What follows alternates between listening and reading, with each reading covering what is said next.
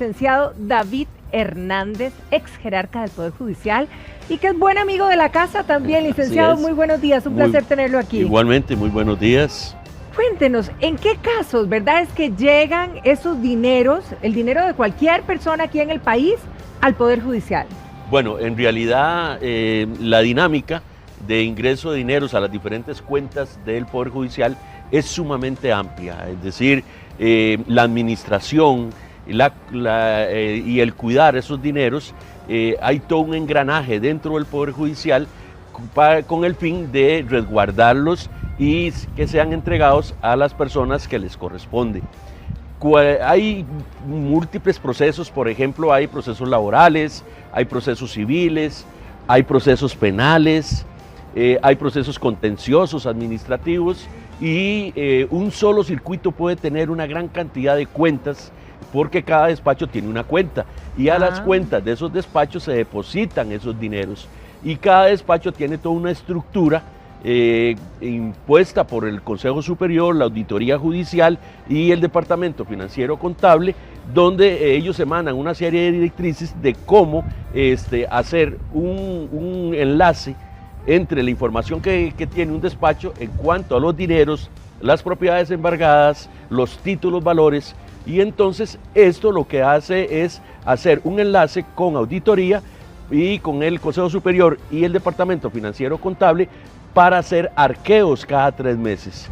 De manera práctica y fácil, don David, ¿cómo, o sea, un ejemplo de un dinero que nos puedan quitar, digamos, de mi salario? ¿En qué caso me podrían embargar una parte del salario? A nivel laboral, por ejemplo. Bueno, generalmente los embargos es un reclamo, es un cobro que se hace por una deuda que uno tiene. Okay. Ya sea puede ser una deuda comercial, una deuda civil o una deuda alimentaria, como en el caso de las pensiones alimentarias.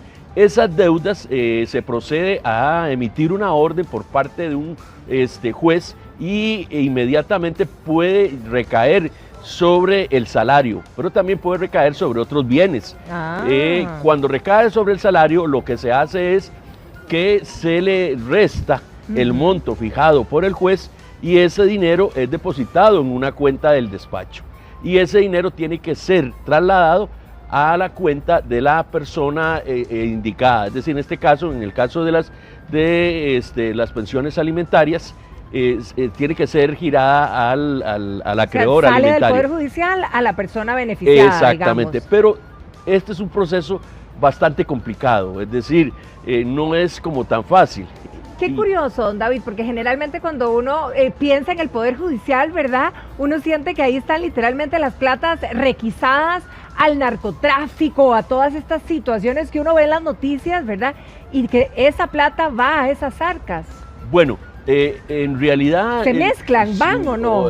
Digamos, en el caso del narcotráfico o la legitimación de capitales o los delitos sexuales contra menores de edad, en delincuencia organizada, cuando estamos hablando de proxenetismo, donde se contratan muchachas para ofrecerlas prostitución y entonces tienen todo un local, entonces todos esos locales son embargados y los dineros son embargados, entonces, pero son temporalmente embargados, o sea, quedan embargados, pero son temporalmente pasados a las órdenes del despacho, porque existe la ley precisamente de delincuencia organizada que establece que esos dineros, si son producto de legitimación de capitales, si son productos del narcotráfico organizado, y ese dinero pasa al ICD. Y si son producto de delitos sexuales contra personas menores de edad, pasa a las arcas del Patronato Nacional de la Infancia. Y ahí hay otro procedimiento totalmente diferente al Poder Judicial. Ahora, quedémonos en el Poder Judicial. Digamos que yo tengo una deuda con una financiera de, no sé, 5 millones de pesos, pero de repente me embargan algo, ¿verdad?, que tiene un valor, o me embargan y se va al Poder Judicial 8, 10 millones, digamos, por A o B motivo, no lo sé. ¿Qué pasa con ese saldo de dinero? ¿Hay manera uno de reclamarlo o cómo es que funciona? Sí, bueno, digamos una persona que tiene una deuda de 5 millones de colones, se inicia un proceso de cobro porque la persona no cumple con el pago de esa deuda. Claro. Al iniciarse el proceso cobratorio y si hay bienes que se pueden embargar, Y cuando hablamos de bienes, es muchos bienes, pueden ser propiedades, pueden ser bienes muebles como inmuebles. Y entonces, pero también pueden ser cuentas de dineros que usted tenga en el sistema bancario nacional o en el sistema financiero. Entonces, pero resulta que a veces hay exceso de embargo. Por ejemplo, usted tiene una propiedad que está valorada en 12 millones de colones, pero resulta que el reclamo es de 5 millones de colones. Ajá. Ok. Por sí solo ya esa propiedad responde claro. a la deuda. A la suma. Sí, entonces se puede hacer un incidente ante el juez para decirle que, por ejemplo, le quite el embargo a las cuentas bancarias. Claro, estoy casi seguro que le va a ser denegado porque a la persona lo que le interesa es el dinero y no la propiedad, porque la propiedad va a pasar por un proceso diferente que sería el remate. Claro. Y el remate es un poquito más engorroso. Entonces, generalmente lo que puede hacer es que tal vez libere un poco la propiedad y mantenga el dinero embargado. Ahora que usted trajo a colación precisamente el de las propiedades, que eso suele pasar, ¿verdad? Que de repente pago una mensualidad donde puse la casa a responder y de repente el banco me llama y me dice, lo siento, usted no pagó, le vamos a quitar la casa. Ese proceso que viene, ¿qué pasa después? ¿El banco remata la casa? ¿Qué hace? Sí, bueno, lógicamente que el proceso cobratorio va dirigido a todos los bienes que tenga la persona, incluyendo títulos, valores, dineros y propiedades. Que ese dinero, una vez que se paga la deuda, si queda un remanente, ese remanente, cuando hablamos de un remanente, es que la deuda quedó saldada, pero hay un remanente, hay un sobrante que le pertenece a la persona que había sido demandada. Exacto. Entonces el juez ordena la devolución de ese dinero para esa persona, pero a veces sucede que por diferentes circunstancias ya la persona no retira el dinero. O sea, pero ni se entera, ¿seguro o qué? Es que le voy a decir esto, muchos de los profesionales en derecho, que son los que llevan el caso, a veces puede hacer que no le comuniquen a la persona que hay un remanente y entonces ese remanente va a quedar ahí. Ahora, don David, porque la gente se pregunta en casa, estoy segura, ok, todas estas platas que llegan a las arcas del Poder Judicial, las administra el Poder Judicial, hay intereses, hay remanentes, ¿qué pasa con ese dinero? Vea, hay procesos que se mantienen activos. Mientras se mantienen activos, eso significa que las partes están interviniendo constantemente en ese proceso, en el curso de ese proceso. Pero hay procesos que quedan inactivos. Entonces, después de 6 meses que un proceso queda inactivo, se produce la caducidad del proceso, es decir, el juez va a ordenar el archivo de ese proceso, pero resulta que en ese proceso hay embargos. Entonces el juez ordena el levantamiento de embargos y la devolución de dineros. Pero como la otra parte puede hacer que diga, bueno, hay que dicha, ya me archivaron el proceso, pero bueno, y las platas que quedaron ahí, solicítelas. Ni se enteraron. Y ahí quedan esos dineros. Entonces hay una ley que establece que después de 10 años que ese dinero queda ocioso en las cuentas del Poder Judicial, debe ser trasladado al régimen no contributivo de la Caja Costarricense del Seguro Social. O sea, tenemos 10 años para cobrarlo, que son bastantes, lo que pasa es que no nos enteramos. Es que a veces las personas pierden interés y entonces ahora, recientemente se dio una situación dentro del Poder Judicial con el retiro de unos dineros. Y entonces la dirección, el Departamento Financiero y la Auditoría Judicial han solicitado y han reforzado un poco los sistemas de seguridad.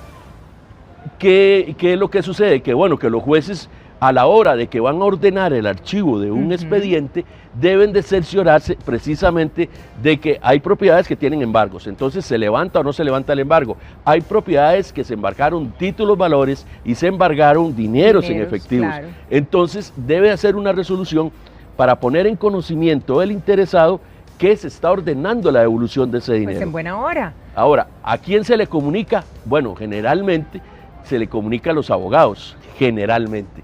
Entonces ahí hay otra parte interesante que el profesional en derecho pues debe de buscar a su cliente e indicarle que hay una resolución donde están ordenando la devolución de un dinero determinado. Ahora, usted mencionó también las pensiones alimentarias, ¿verdad? ¿Qué pasa, por ejemplo, si yo tengo con mi ex marido y le pago una pensión alimentaria de 500,000 pesos? Pero de repente, ¿verdad? Hice una causa y me la rebajaron a 400,000. Pero por unos 3 meses más, por ABC motivos, me siguieron rebajando los 500,000 pesos. ¿Qué pasa con ese excedente de 3 meses de 100,000 pesos? Bueno, ese excedente, lo que se hace es que el juez de pensiones alimentarias, una vez que, porque él tiene que girar el monto que ordenó. Ajá. Si rebajaron la pensión a 400,000 colones, exacto, pero se le siguió rebajando exacto, en el trabajo a la persona, por ejemplo, el medio millón de colones, entonces ese remanente que está ahí tiene que ser girado a favor del deudor alimentario, o sea, de quien hizo el depósito inicialmente. Eso igual se notifica a través de una resolución. Y esa resolución queda firme y lo que hay que hacer es que la persona tiene que presentarse al despacho y solicitar que se ejecute la resolución del juez. ¿Qué se hace? Bueno, que el despacho, el coordinador, que es el jefe administrativo de ese despacho, va a confeccionar una orden de giro al departamento financiero contable. Es muy engorroso, licenciado. ¿Cuánto dura? ¿Puedo ir sin un abogado y hacer ese proceso yo misma sola? Sola. ¿Sí? Es decir, porque ya es un dinero que se sabe que es suyo. Exacto. No necesita la intervención de un profesional en derecho. ¿Y a dónde voy exactamente? Al despacho que ordenó la devolución. ¿Me explico? Que puede ser un juzgado de pensiones alimentarias, puede ser un juzgado de trabajo, puede ser un juzgado penal, puede ser un juzgado contencioso administrativo. Es decir, como el Poder Judicial es tan amplio en despachos judiciales, y en todos puede hacer que haya esos remanentes ahí Ahora, metidos. ¿hay manera que, digamos, no haya quedado en las arcas judiciales, sino que realmente se haya ido el completo a donde el beneficiario? Sí, claro. Y también, ¿cómo Sí, reclamo entonces? sí. ¿Y si se la gastó? Bueno, es que hay, por ejemplo, en el caso de las pensiones alimentarias, lo que hay que hacer por parte del interesado es indicarle al despacho que le rebaje el monto por tantos meses para él recuperar ese dinero que ya lo tiene la acreedora alimentaria. ¿Me explico? O el acreedor alimentario, porque puede ser un hombre. Claro, claro. Entonces, como dio de más, por ejemplo, el ejemplo que usted nos dio de los medio millón de colones, y si le rebajaron por 3 meses más, exacto, un excedente de 100,000 colones. Ok, cuando usted se da cuenta de eso, entonces usted puede pedirle al despacho que en los próximos 3 meses no le va a depositar 400, okay, sino que le va a depositar 300. Muy ¿Me explico? bien, Por sí. 3 meses. Y el juez, al autorizarlo, entonces usted rebaja el monto y hace ese depósito. Bien, ahora, ¿qué pasa, por ejemplo, en situaciones laborales que hay una demanda o un pleito entre patrono y empleado por alguna situación? ¿Cómo hago para reclamar, digamos, si en ese caso hay una liquidación de por medio, hay salarios caídos? ¿Cómo hago para cobrar esos dineros en el momento que ya se da la resolución? Vea, de acuerdo a las directrices, a las circulares del Poder Judicial, el interesado tiene que hacer una solicitud al despacho. Y el despacho procede a hacer una resolución y establece los montos que tienen que ser devueltos o establece el levantamiento de los embargos de las propiedades o establece el levantamiento del embargo de los vehículos, los gravámenes que tienen los vehículos, y lo hace en una forma muy clara y muy específica de cuáles son las propiedades, cuáles son los montos, dónde están depositados esos montos, exacto. Y ordena que se haga el giro correspondiente. Luego, a nivel administrativo del despacho,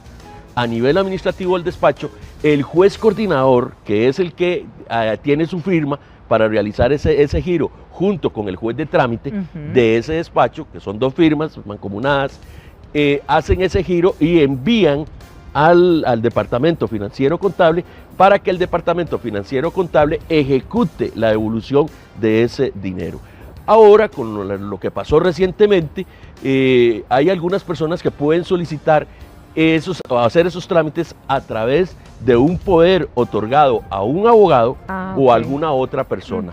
Pero hay una directriz muy nueva que de la dirección del Departamento Financiero Contable y la Auditoría y el Consejo Superior, que dice que esos poderes tienen que consultársele a la persona, y si la persona contesta al teléfono y dice que sí, que efectivamente él otorgó ese poder, entonces se continúa en el banco con la devolución del dinero. O sea, como una confirmación Sí, de validación, ¿verdad? Sí, yo lo que sí me pongo a pensar es que se está cuestionando entonces el tema de la seguridad jurídica con respecto a los poderes. Sí, claro. Es decir, a la fe pública que tiene un notario para otorgarlos, y eso vuelve más engorroso la devolución. Creería que se hacen poderes porque verdaderamente está dando el poder a alguien, ¿verdad? Exacto. Ahora, licenciado, ¿qué pasa, por ejemplo, si yo empiezo un trámite precisamente para pedir ese remanente que está ahí en el Poder Judicial, esta plática que quedó, esos 300,000 pesos, sigamos con eso, o bueno, que no fueran de ese porque los puedo rebajar en las próximas, pero algún remanente,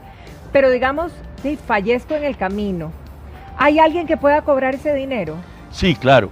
Es decir, el Poder Judicial no puede dejarse absolutamente ni un solo 5 de los dineros de los usuarios del Poder Judicial. Eso sería ilícito, eso sería un enriquecimiento ilícito. Solo cuando pasen los 10 años, sin cobrar. No, pero es que eso es a través de una ley que se ordena que se le remita al régimen no contributivo. Pero si ya hay una sentencia firme donde, por ejemplo, quedaron unos dineros que se tienen que ser entregados a una persona, pero esta persona fallece, o cayó en un estado, en una enfermedad que ya no le permite legalmente, ¿sí? Entonces esta persona, lo que puede hacer los familiares es, bueno, que se declare el estado de interdicción de la persona esta, o bien, en el caso del fallecimiento de su familiar, abrir lo que se conoce como la mutual o el sucesorio, y el albacea, que es el que administra el sucesorio, debe hacer las gestiones ante el despacho para que traslade esos dineros. Tal cual en un testamento, o sea, cuando alguien fallece, digamos, o algo así.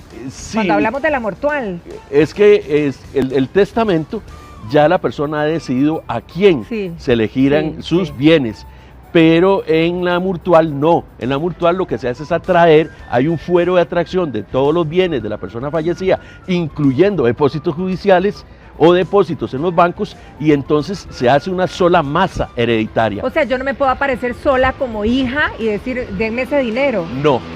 Hay que repartirlo entre todos los hijos, digamos, o sea, hay una esposa, un esposo de por medio. Y es sorpresivo, en muchos procesos en los que uno ha estado, se ha dado cuenta que de pronto otro aparece una hija que nadie la conocía, ¿verdad? Sí. Ahora, ¿en qué momento pueden bloquearnos, o sea, congelarnos, como dicen, las cuentas bancarias? ¿En qué procesos? Bueno, vea, en realidad existen varios motivos del por qué una cuenta bancaria el banco decide bloquearla. Uno de ellos, por ejemplo, es la inactividad de la cuenta. Entonces la persona llega, mete su tarjeta y resulta que quiere sacar dinero y le dicen no, está bloqueada. Exacto. Okay. Pero también puede ser que por uso irregular de la cuenta, por ejemplo, depósitos que son de dudosa procedencia. Entonces, la ley de legitimación de capitales exige a los bancos que comuniquen al ICD, que comuniquen precisamente lo que es